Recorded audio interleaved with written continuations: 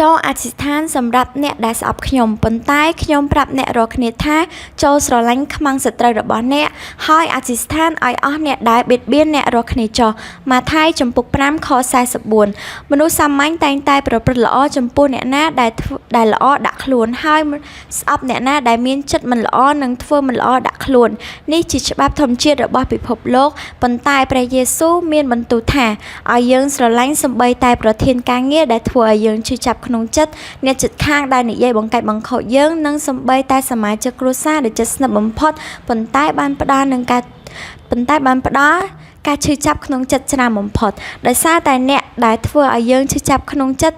យើងមានចិត្តខឹងរហូតដល់គេងមិនលក់នៅពេលយប់ហើយយើងនិយាយស្អប់អ្នកនោះតាមមាត់របស់យើងខ្មាំងសត្រូវរបស់យើងមិនមែននៅទីឆ្ងាយនោះទេគឺអ្នកដែលធ្វើឲ្យចិត្តយើងឈឺចាប់រហូតដល់គ្រាន់តែគិតដល់ក៏ធ្វើឲ្យយើងគេងមិនលក់នៅពេលយប់នោះឯងដែលជាខ្មាំងសត្រូវដែលព្រះយេស៊ូវមានព្រះបន្ទូលនៅថ្ងៃនេះព្រះព្រលឹងវិញ្ញាណរបស់យើងកំពុងតែរងទុក្ខវេទនារាល់ថ្ងៃដោយសារតែមនុស្សម្នាក់យើងចង់បំភ្លេចតែភ្លេចមិនបានហើយគ្មានចិត្តចង់អត់ទោសឲ្យសោះដោយសារតែយើងមិនអាចយកឈ្នះការឈឺចាប់ក្នុងចិត្តនេះដោយកម្លាំងខ្លួនឯងបានព្រះយេស៊ូវបានប្រ